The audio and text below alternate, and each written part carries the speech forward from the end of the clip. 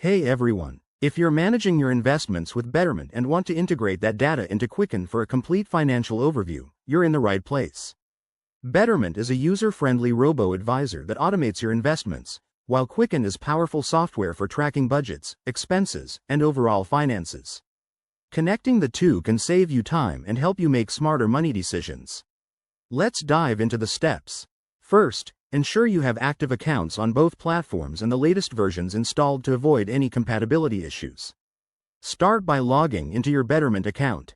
Head over to the Settings menu. Look for options like Account Connections or Export Data. Here, you might need to generate an API key or simply select Quicken as a connected app. This step is crucial for allowing data sharing. Next, open Quicken on your computer.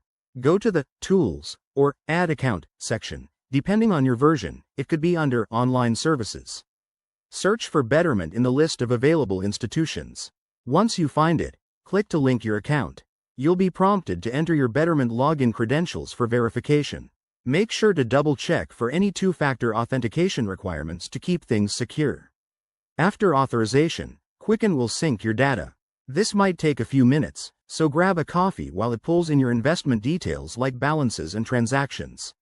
If you encounter errors, such as connection failures, check that your Betterment account is fully verified and that you're using a stable internet connection. Sometimes, updating your software or clearing cache can resolve these glitches. Once everything is synced, you'll see your Betterment investments reflected in Quicken, making it easier to track your net worth and plan for the future. That's all there is to it. By connecting these tools, you're taking control of your finances like a pro. If you have any questions or run into issues, drop them in the comments below. Don't forget to like, subscribe, and hit that bell for more tips on managing your money effectively. Thanks for watching.